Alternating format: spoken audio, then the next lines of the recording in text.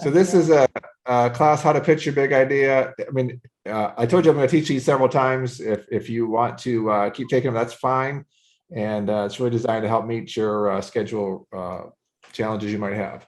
But it's also a good way to kind of run through what you're working on and keep refining it as it gets better.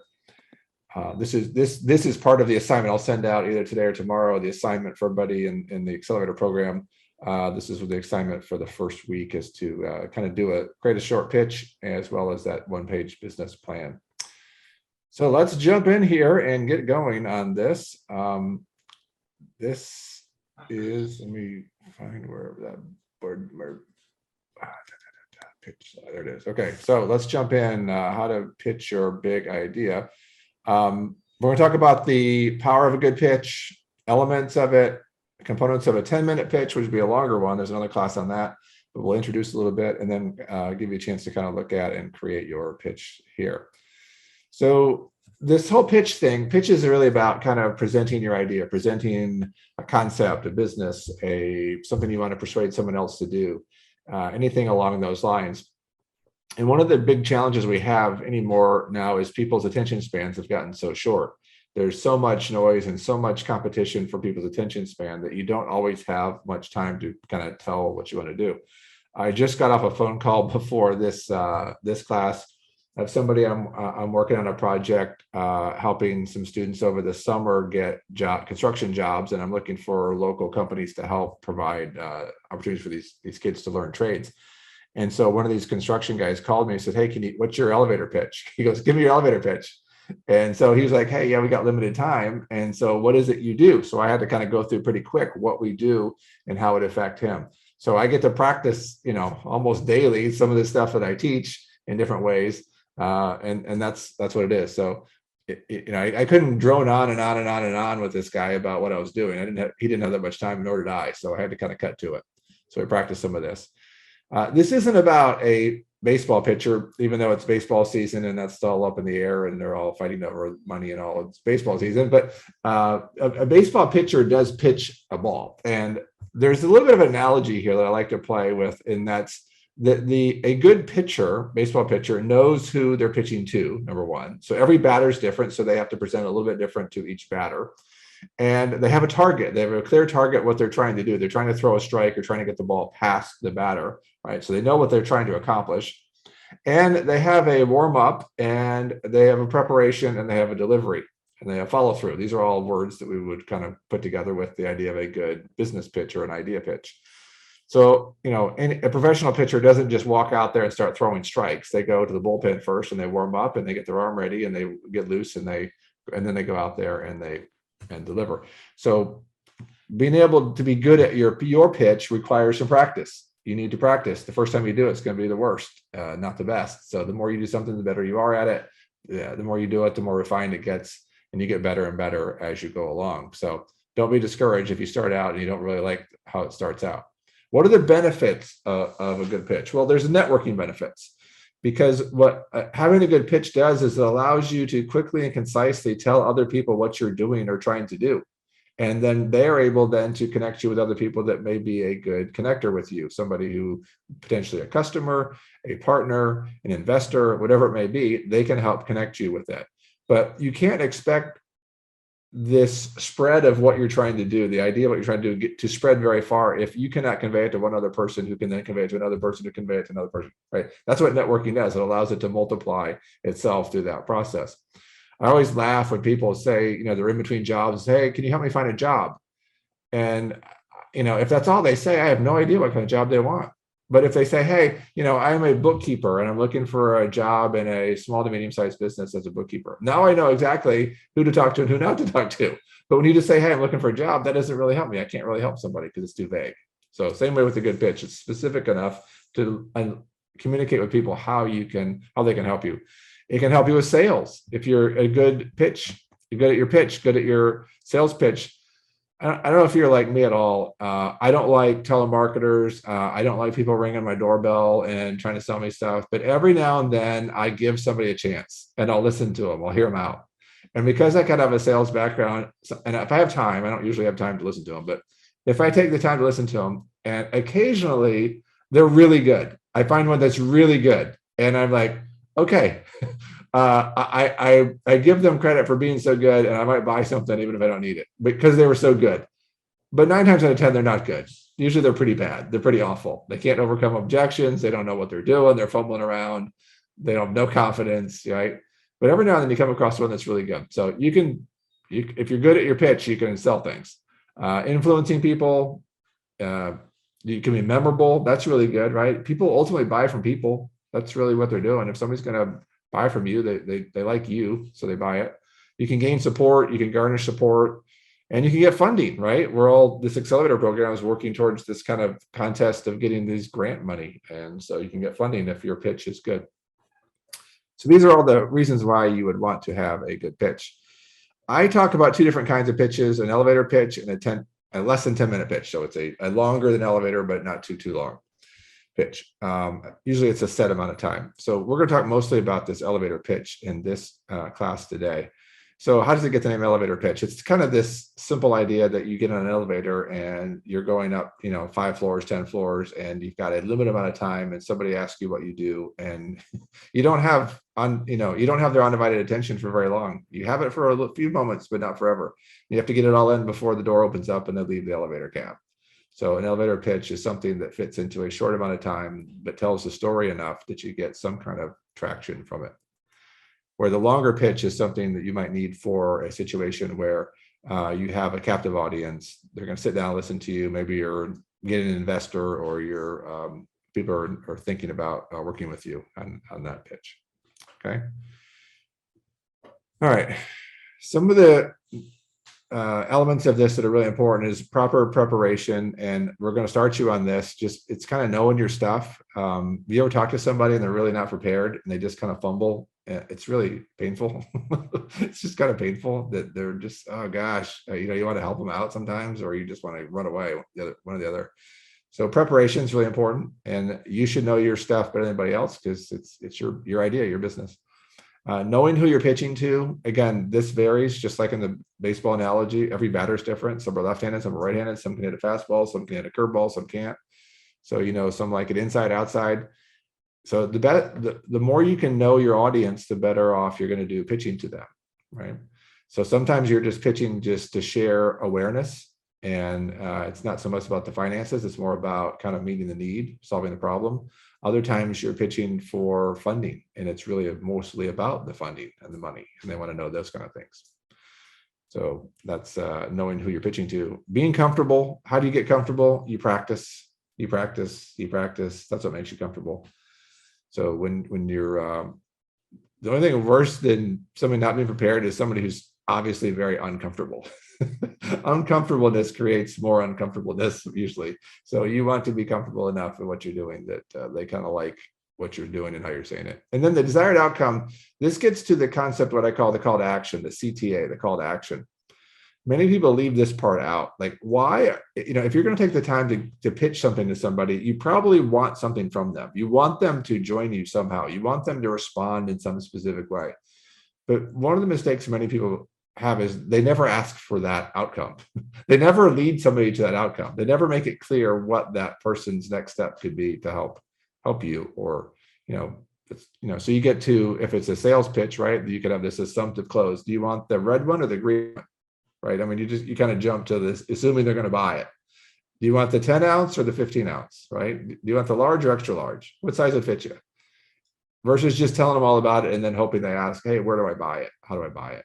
You give them a clear path. You give them the desired outcome that you want. So maybe if it's funding, I'm looking for $10,000 from an investor or from a grant so that I can increase my marketing, so that I can increase sales and grow the company, something like that, right? So you put the desired outcome in there as well. Any comments, questions yet here? Sure. 4 more components here. I think it's really good to have something that gets somebody's attention. Think of this as a headline. We don't read newspapers so much more, but even online articles, every online article has a title of the article. And what determines whether you open up that article and read it or not is often that title. very common in a lot of web articles now to have like 4 ways to lose 4 pounds in 4 weeks, right? Here's the 5 best tricks to cook food in your Instapot. They kind of make these really catchy headlines that get your attention so that you will listen. So if you can think of something that would get somebody's attention, this is really important, because if you don't get their attention right off the bat, they're just not going to listen to you, right? This is what gets them interested. This is what hooks them, is this get attention, 1 sentence headline. Second one is second and third really get into the personal side of this, and that whenever somebody is talking to you and you're listening to somebody, it's human nature to kind of run through our head this concept of what's in it for me. Do I care anything about what you're saying? Does anything you're saying have any relevance in my life, right? It's those kind of things we don't say out loud, but that's what we think. And so when you're pitching something, the sooner you can get to share some personal benefit that would impact that person, the greater off you're going to be. So, I think about, one of you is working on kind of a program for widows and the needs of widows, right? And so if you, a man is never going to be a widow, he'll be a widower, but he'll never be a widow. But a man has potentially a wife or a mother that could be a widow. And that might really touch that person's heart, even though it's not directly related to them. You say, well, I would want that type of service for my mother, wife, whoever, that means something to me. If they were a widow, I'd want them to be able to have these kind of services. That's how you kind of draw them in. You're able then to kind of speak to something that would be relevant to them.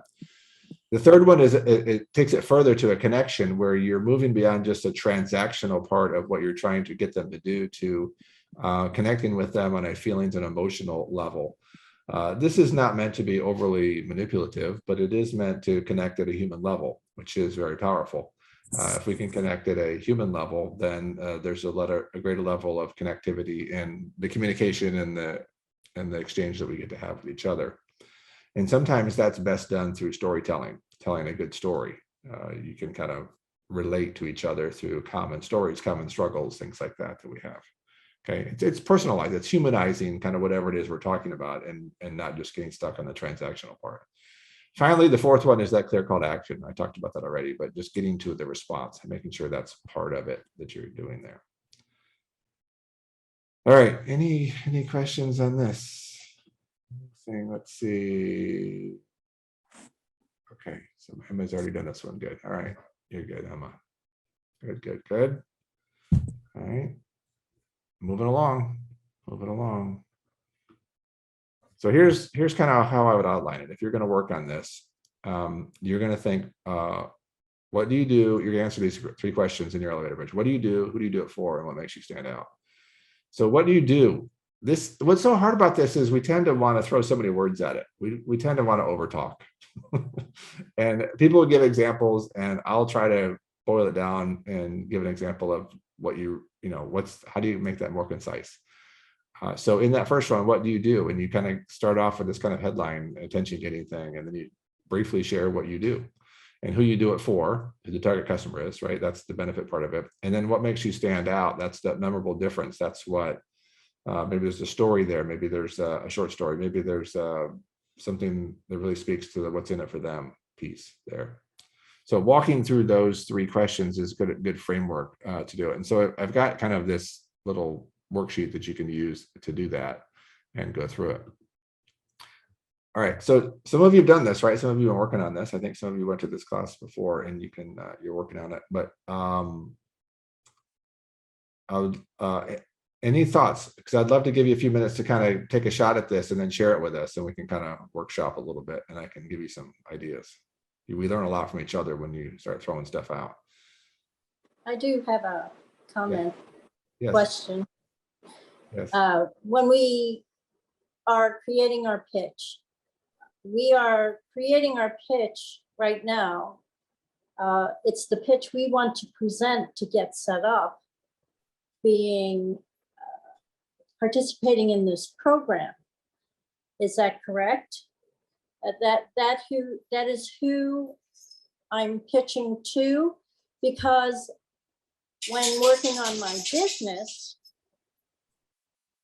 the components are the same, but the words are different. Yes. The direction is different when I'm Right. pitching to my customers. It's Yes. different than when I'm pitching to say, I'm worthy enough for your attention.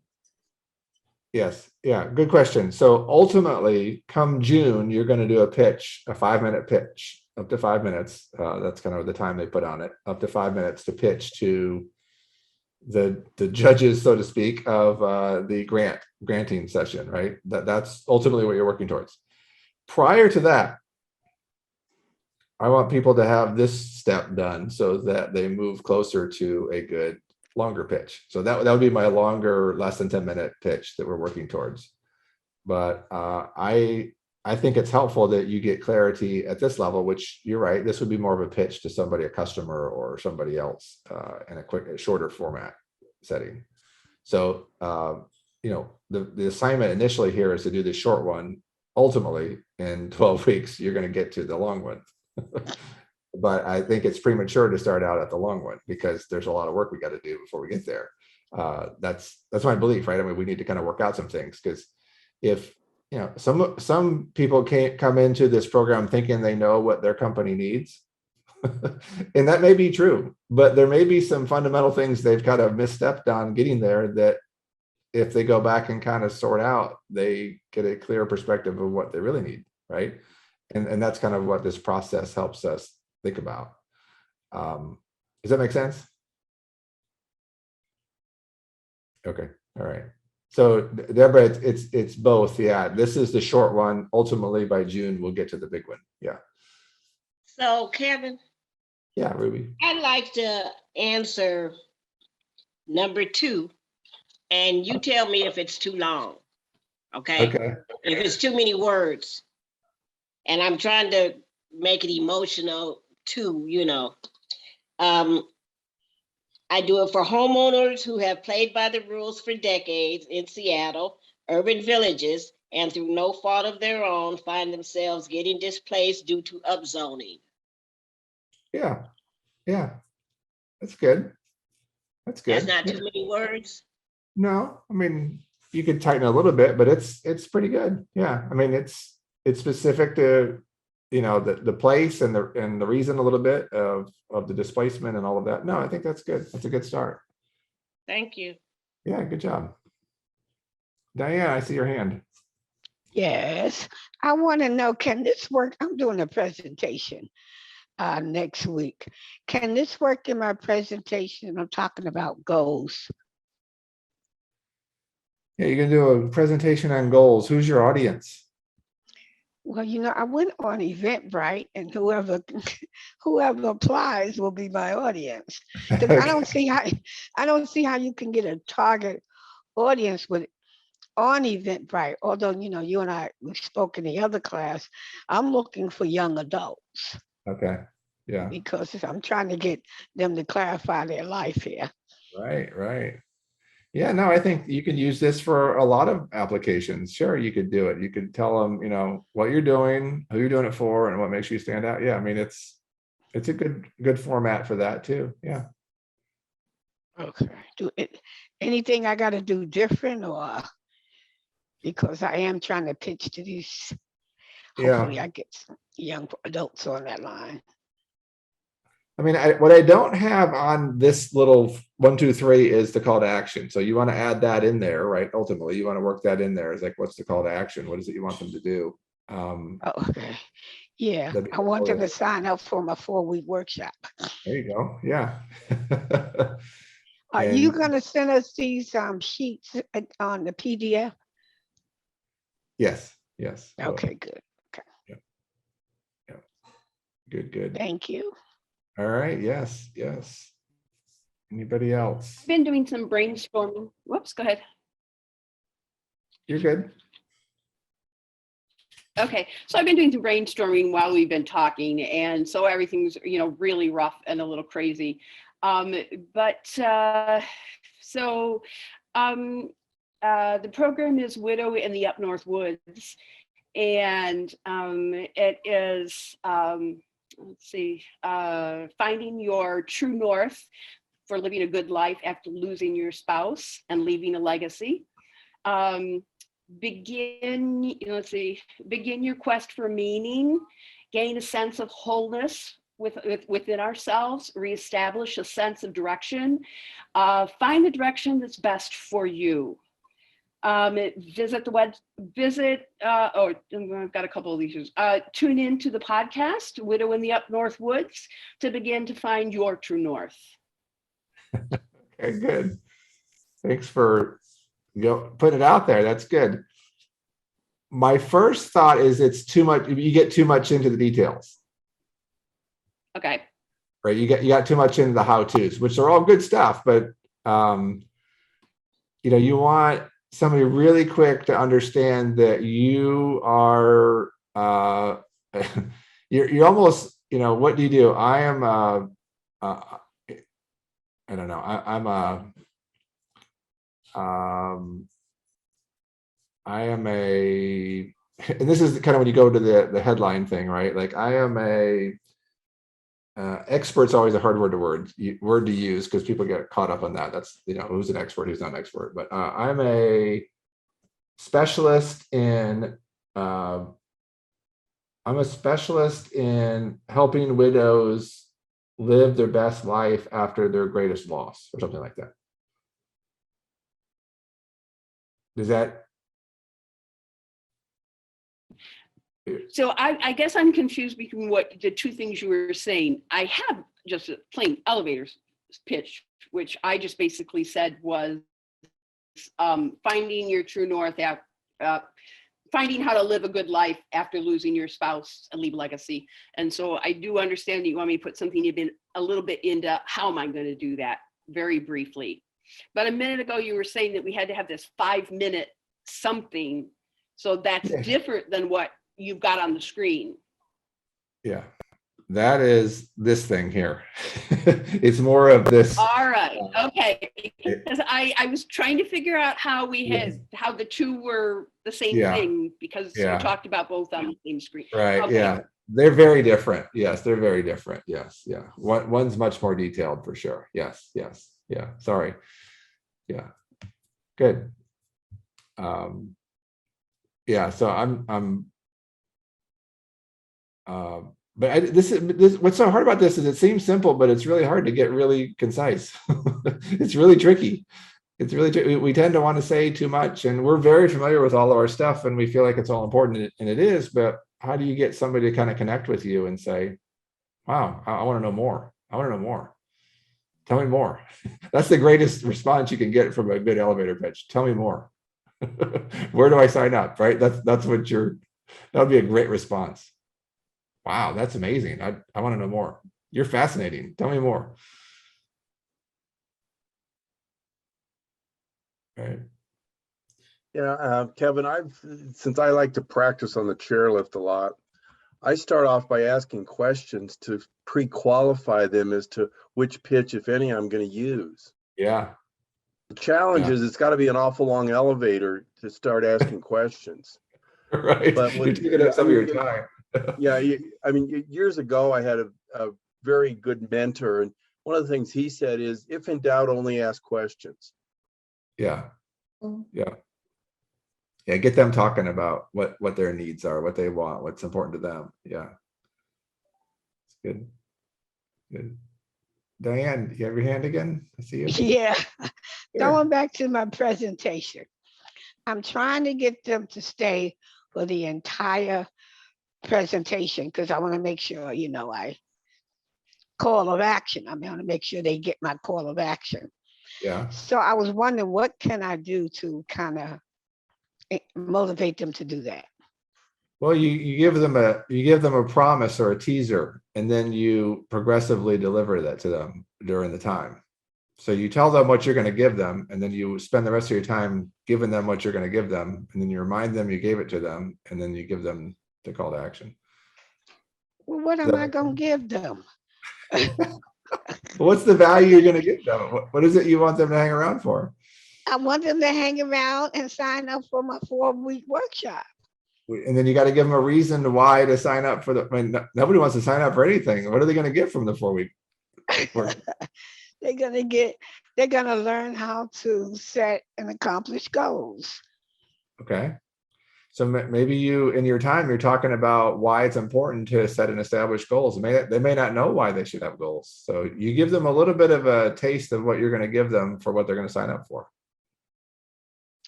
Oh, I gotta think about this again. Okay, thank you, Kevin. Yeah, sure, sure.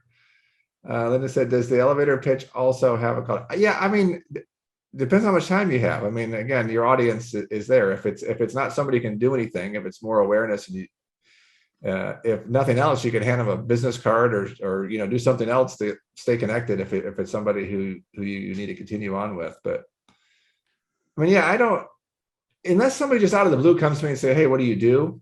I might not give it a call to action to that person because they came to me. I'm not really pursuing them. But anybody I'm pursuing to share my elevator pitch with, I want something from them, or otherwise I'm wasting my time, right? I'm just not going around talking to people who I don't feel like can benefit from what I'm doing. So yeah, I mean, to Steve's point, you got to size up who it is you're pitching to and what they need at the time. But if I'm taking the time to present to somebody, I want something, I want them to connect with it. I want them to be part of it. A lot of people, they'll just say what they do, and they hope the other person has the courage to say, how do I give you money, or how do I sign up? It's just, people don't usually do that. So when you're making your elevator speech, how do you tie the last question? What makes you stand out? To that whole speech?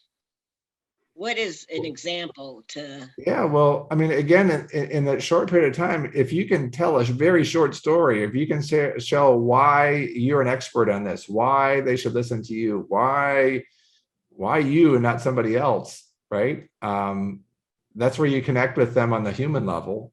That's makes you memorable, right? I mean, if I just say hamburger, you don't really care if it's a hamburger. There's nothing to differentiate one hamburger from another. But if you talk about a certain brand of hamburger or a hamburger from a certain place, now we start thinking about what makes them different, right? They've branded themselves a little bit. This is where you get to brand yourself in a sense. Ruby, in your situation, let's see, what makes you stand out? I mean, you went back to your local, you went back to where you're from, right? I mean, this is your hometown. This is, I mean, you care deeply about this because this is your place. This is your people, your home. You got history there. Right.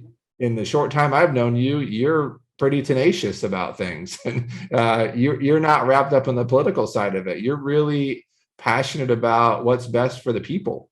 It sounds like, and I think that makes you different too. A lot of people in your space are very politically driven, right? They're very much either they're on the development side where they're trying to make money off of this property, or they're in a very political bent thing where they're just trying to have some social agenda that they're pushing, and it's not really best for the people. So I don't sense that from you. I sense that you have a more genuine altruistic value to what you're doing. And I would speak to that if I were you. Just from the little time I've known you, that's what I would do.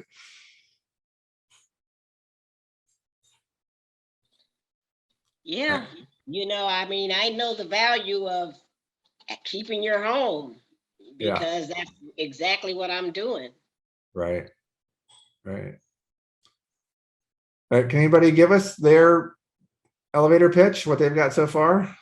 Anybody brave enough to throw something out? I'll try, Kevin. It's Yeah, go Michelle. ahead. Okay.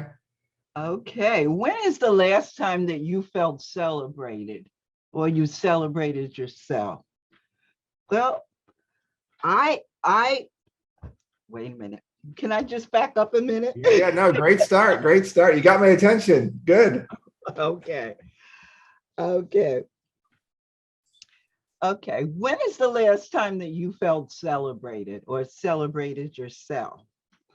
Well, I know that sometimes those routine birthday parties or whatever don't quite get it. And what I can do is to really help you with a process that will have at the end of it a real celebration of your life and your accomplishments.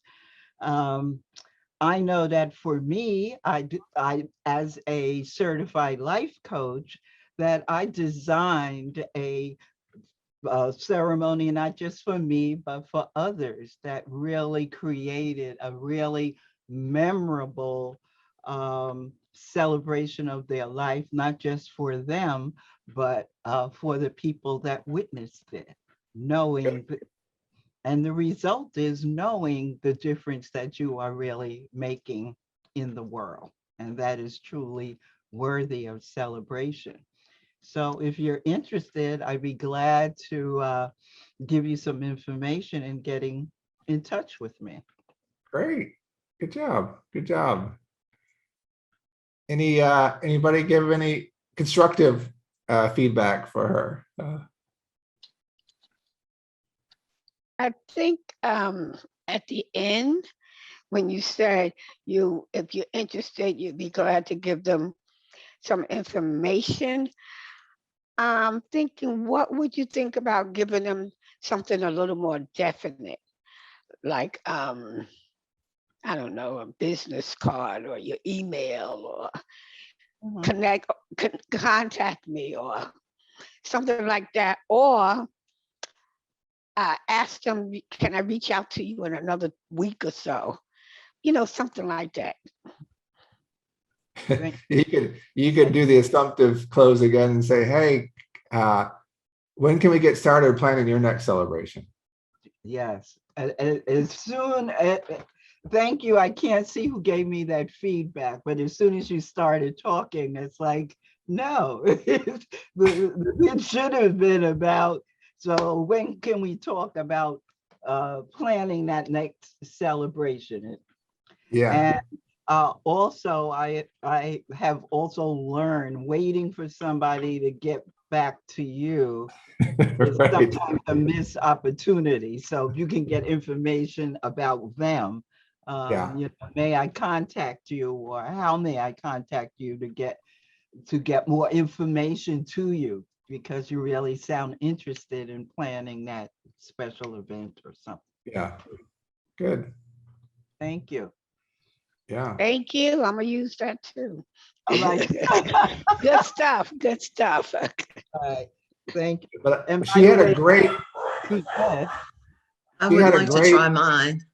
yeah. Well, before you do, she had a great introduction, right? Didn't it get your attention? Like what she said to get started? That's Yeah. that was really good. Really good. Very Yeah. powerful, those questions. Yeah. Okay.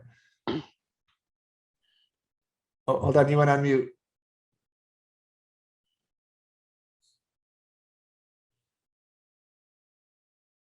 Oh, you're still muted. There you go. Okay. I thought I had. I liked her introduction, and so it made me look at my introduction. So thank you. So I just wrote some notes down. You can never have enough pockets, especially functional pockets. And I make a Foster clip-on pocket that can carry your cell phone and other personal belongings. It's easily transferable from one piece of fabric or clothing to another with no zips, no Velcro, no belts. You don't have to worry about it being tight around your waist or hurting your shoulder. And the best thing of all is it's used by men and women. So that's as far as I got. But I did come up with a little jingle that says, when the real thing's not good enough, let Foster pockets carry your stuff.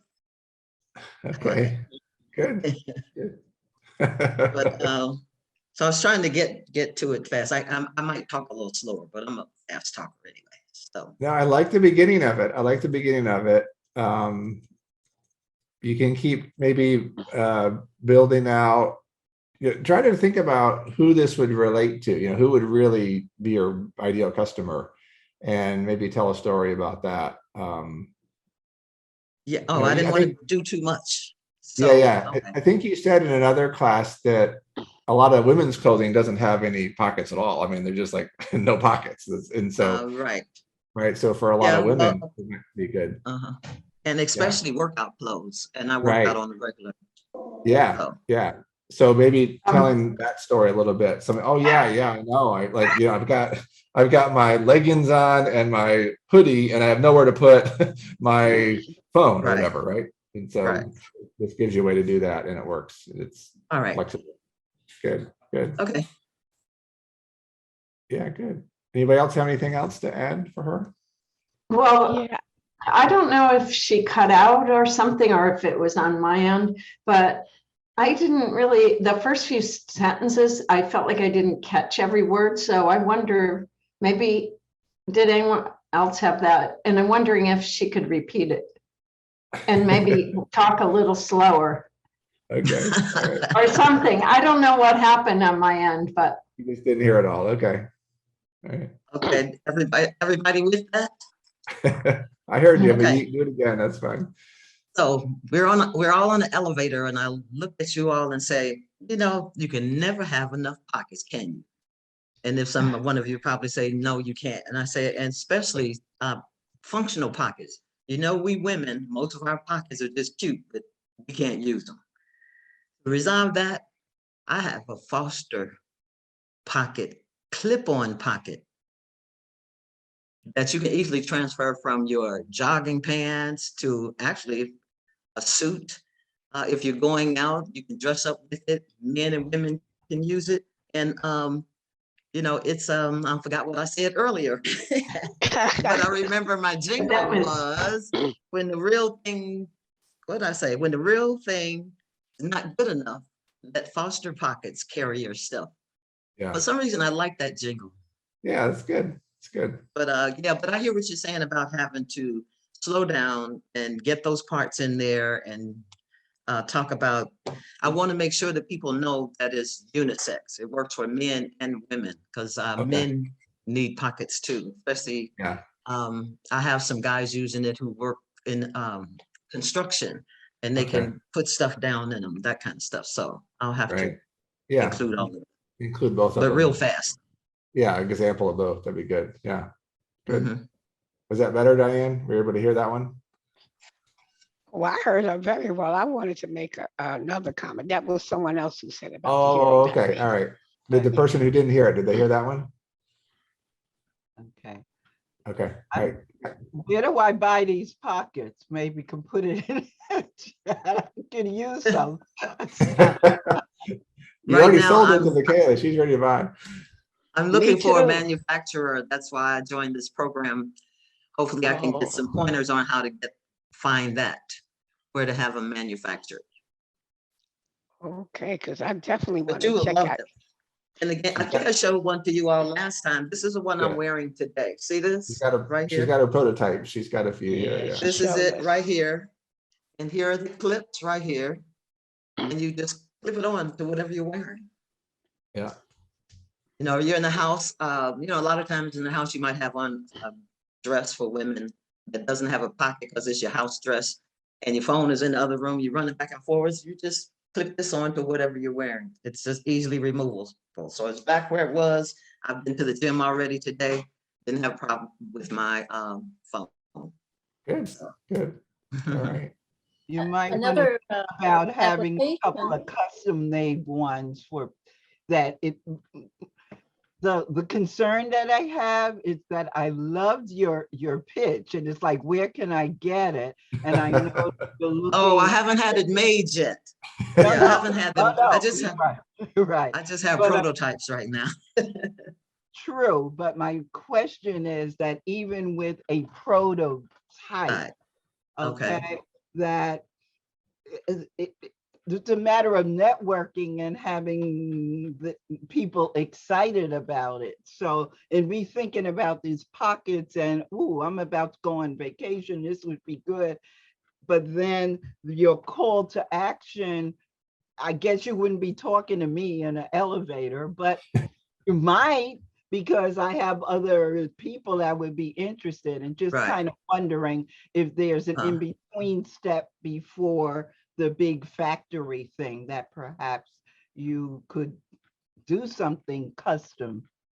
So that was my only question. Oh, yeah. Right now, I have about 20 of them. So once I get them made, then I can do that call of action to say where they can get them from. So I'm really not selling them right now. Just have people wearing them for me to test them. But Good. when I get them made, I'm going to definitely let you know. I know you would love it. All right, okay, You remember. got her Because all they're excited. coming- Yeah, they're different colors and different patterns. They're Yeah. dressy ones. They're, ones made out of jean material. So they're diverse. Yeah. And you see what happens naturally. If you do a good job with your pitch, the person who's interested asks more questions. And now you have the right to talk to them in great That's detail, good. right? But when you try to unload the truck on them in the beginning, you lose too many people. Like, I don't know what you're talking about. I'm not interested. I'm confused. You give me too much. I don't want all this right now. Yeah. Yeah. Mhm. Good. All right. Good. Thanks for going. Thank you all very much. Yes. Very much. Okay. And I just wanted to mention, put me down for one of them also. I would love to check that out. Got 2 sales from a breakfast pitch. Yeah. There you go. Oh, absolutely. All right. Anybody else want to go? All Sure, I'll right, go. how about, oops, go ahead. What's that? Okay. First of all, since I like to ask questions, how many people would like to accomplish more, or perform better? Okay. Yes. How many Yes. feel that stress has altered their life in the last 2 years? Yes. Okay.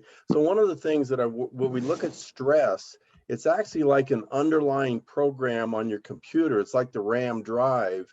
And what it does is it slows down and impedes your mental computer from performing correctly. What we do is we have a very wonderful system that deals with reducing your stress so you can accomplish more. Excellent. Excellent. See how his questions connected each one of us personally, right? We're all thinking, what's in it for me? Yeah. Am I stressed? Yes. Do I want to do better? Yes. Like, okay, like, yes, yes, yes. Tell me more. What's next? Then you're waiting to hear what he's got to say. He's setting us up, right? He's setting us up to kind of hear what he's having to say. So that's a great example of kind of getting our attention and connecting with us and the what's in it for us part. So good. Any other comments? Okay.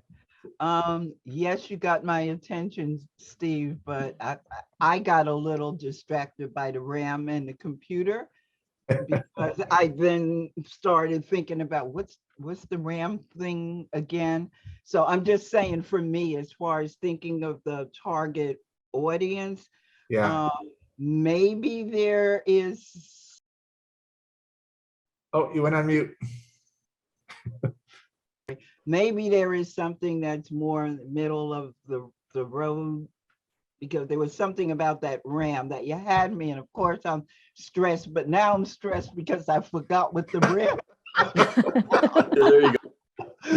Excellent suggestion.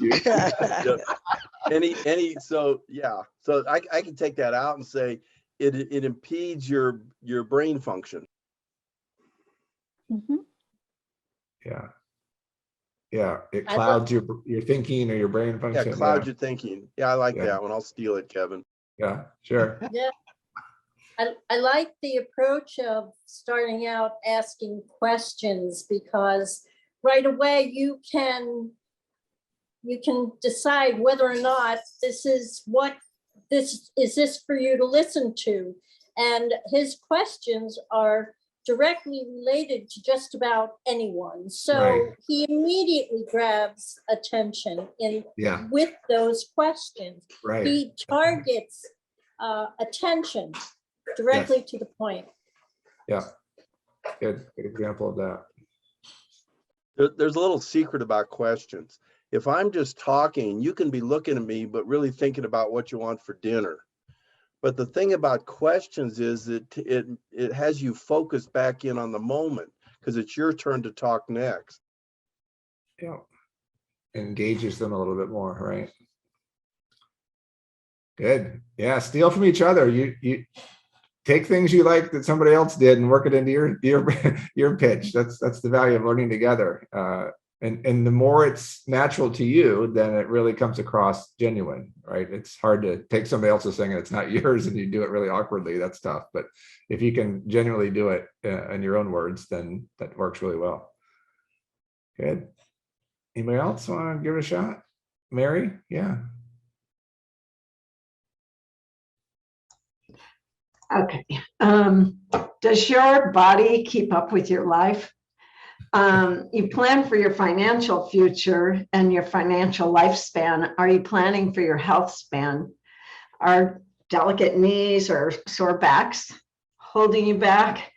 Well, strong muscles make bodies move better. And I want to help you get stronger and fitter so that you can live like the name of my business, fit, for the rest of your life. I provide one-on-one training, classes over Zoom or in person. And I want you to schedule a call with me now and let's talk about how you can change your fitness. Good. Good. Very good. Very good. Any comments for Mary? Any ideas for her? Crickets. I'm back to being a little bit confused about elevator pitch versus this little bit longer pitch. So again, to me, this seemed like a little bit more like the longer one and a little less like that conversation in the elevator. Okay. Okay. Yeah, this is tough to do. I mean, Mary, you did get a little bit into what how you do it, right? You went into, I do individual and groups, and right, that's a little bit of that's a little more detail probably than you want to hit here. I'm sorry, I missed the first half of the No, class. that's fine. That's fine. That's fine. Work, so I didn't even. No, you're fine. You're fine. You're fine. I keep thinking of you though as, I mean, again, I've only known you a few days, and just from your website and you being in class a few times, there's something unique about you helping older adults be fit that I think makes it different, right? I mean, there's a lot of fitness stuff. It's an enormous market. Fitness is a huge market, and there's equipment and there's classes and there's all kinds of. But I think you being kind of the fitness coach, or use a different word for this older population, is really the niche, right? I think that's the, and I don't know if you can even come up with new terminology for kind of what it is. It's always kind of fun to coin a new term that's familiar but used differently. Well, I wonder what your thoughts are on this, but I've taught a chair exercise class, and I don't mean to be sad and negative, but by then it's too late. So I do get a lot. I mean, not to say you can't get a little stronger, move a little better, but I guess I want a message that is aimed for people slightly younger than me, because I want to catch them before it's too late. But yet I tend to get people who are like my last client, who is 78. Well, she's going to make some progress, but at some, it's limited what you can change. So it's really confusing for me. Okay, so you really want to target somebody in the 50, 60 range or 50 range, or what stage? I mean, I don't know if I can get people younger than me to work with me, but that's when I turn my life around, and that's when I think they can turn their lives around too. I mean, everybody can change their fitness. And certainly there's people who become whatever in their 70s, they take up weightlifting and they're like, it's a miracle. But you use the parallel between financial planning and fitness planning, right? And I thought that was good. I think people connect a little bit with that because, as they get older, they start thinking about, well, what's my future financially, right? What's my plan for retirement? And there's this fear that I'm not going to do enough, or I don't have a good plan. And I think if you kind of create a similar parallel story with fitness, that, hey, don't just coast into being unfit, have a plan to be fit. And there's a way to do that, and you can help them do that. Yeah, I mean, because you can save for those vacations, but then if you can't get, out and walk around where you want to go. Yeah, we don't want to scare them, but we do want to encourage them. Well, but Yeah. thank you. I get what you're saying. Yeah. Well, we'll keep working on it. I think what you're doing is great. Right? It's just a message, right? And I think thanks for clarifying. You're not just trying to just do whatever. You really are trying to be a little more proactive and help people get stronger while they can, so that they can be stronger longer. Really, that's really what Yeah, it is. not wait till they're like desperate and they can So you're barely frail and get you up can't off really the get it floor. back. Yeah, right. Yeah, Linda said, then in return on investment, you're trying to get a return on investment on their fitness while they can make an investment, so that it lasts them through their life. Yeah, I like that. yeah. Thank Good. you. All right. Anybody else want to give it a go? Well, I'm going to try it again with Okay. this widow thing, thinking, so I'm in the elevator and I have just, run into somebody and they say, oh, well, what do you do? And so that's my audience. Yeah. And I say, hey, I'm a widow and I'm working to help other widows kind of find a sense of wholeness. And I'm currently producing a podcast called Widow in the Up North Wood. It's designed to help widows feel a little less alone, help them feel a little stronger. And I try to share things in my podcasts that are going to help them recognize that their situation is unique, and they're allowed to do things in their own way. So here's my card. The website and address are and contact information around there if you know anybody who might benefit from it. Excellent. Excellent. Right. That was perfect for an elevator pitch, right? Yeah. Yes, good job. Yeah. It connected. I mean, you told a little your story, what you do, who it's for.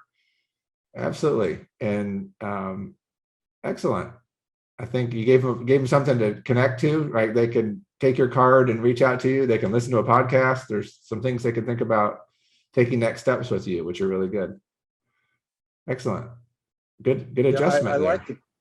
I like the comment about, do you know anyone? Because that's great. Because if you say, do you want a card? They may not, but if you say anyone, it's like Kevin, they may think of their brother or their sister. So that's great to say it that way. Right. Well, and you have to, because it's not an everybody situation. Gratefully. Right. Yes. Right. Very good. You got it. All right. Anybody else want to? Appreciate your bravery in doing this. You putting yourselves out there. That's how you learn and grow and develop. So that's good. And I think it's always good to get good feedback from other people to help you too. That's good. Anybody else want to go before we wrap up here? All right. So I think tomorrow I'm doing a class on the longer pitch where we talk about these 12 things, but these are kind of the details, the elements of kind of the longer pitch. And this could be an outline for what you would use maybe for the 5-minute pitch and for the presentation for the grant money. You could use this as a model. We'll talk about that more on Friday if I think that class is tomorrow. Yeah. Yep. I've got office hours again tomorrow at 11. I'm going to send out the assignments again tonight or tomorrow, and definitely before office hours, so you'll get those. But like I said, it's the assignments basically do the elevator pitch and then also the 1-page business plan, which is a different class we talked about in there. And this all builds on. It's all meant to kind of build on. So we're starting out these basic steps because these are really helpful building blocks to help you have clarity as you keep moving forward in strategy and then the implementation of what you're going to do. So that's the method to the madness. All right. Kevin, I'm assuming that you're talking to the people that have been accepted into the accelerator program. Yeah. I mean, anybody can take the classes and do the work if they want. You'll hear me talk about the assignments, even if you're not in the program, and you can feel free to do it as well. But yeah. I'll send out their assignments to the emails that GetSetUp's given me for who's been accepted into that. But like I said, we don't limit the class as anybody else. Anybody can be in the class. Okay. I'm here to help people learn. That's my goal. I don't make too many rules. Get out of the way. If somebody's eager to learn, then get out of the way. Let them learn. That's what I have to say. People don't want to apply themselves, they can go somewhere else. But people want to apply themselves. Let's go. Let's go. All right. Anything else? We wrap up here. Good work. You guys are doing great. I love the progress you guys are doing, the thinking and encouraging each other and all of that. So if some of you are further along, hang in there. We'll catch up to you and we'll get going. But these smaller steps are really good, even to refine what you've been doing if you've been at it for a little while. So